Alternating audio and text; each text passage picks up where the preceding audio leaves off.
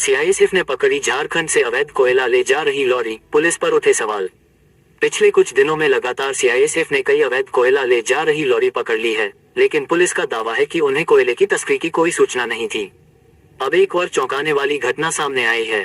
राष्ट्रीय राजमार्ग 19 पर एक लॉरी को पकड़ा गया, जिसमें लगभग 32 टन अवैध कोयला मिला।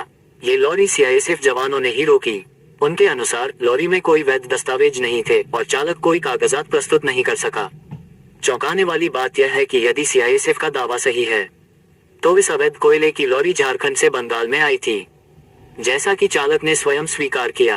इससे सवाल उठता है कि बंगाल झारखंड सीमा पर डूबरडीही चेकपोस्ट की जिम्मेदारी वाले कुलेती थाना चौरंगी फाड़ी के पुलिसकर्मी उस समय क्या कर रहे थे। पुलिस की नाक के नीचे ये लॉरी कैसे राज्य में प्रवेश कर गई। पुलिस ने बताया कि लॉरी के कागजात की जांच की जा रही है। अगर कोयला अवैध पाया गया तो कानूनी कार्रवाई की जाएगी।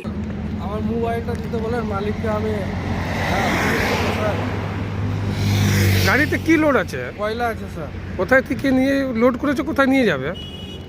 আপনার বাঙাল নিয়ে যাব নদিয়া জেলা। কোথা থেকে লোড করেছো?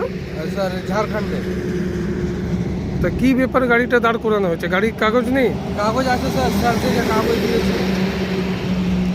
কি বললেন স্যার? স্যাররা বললো যে বড়বাবুরা আসবে, দেখবে, চালান না, তারপরে গাড়িতে কোন কয়লা লোড আছে? কাঁচা কয়লা কি পোড়া কয়লা? কাঁচা কয়লা স্যার।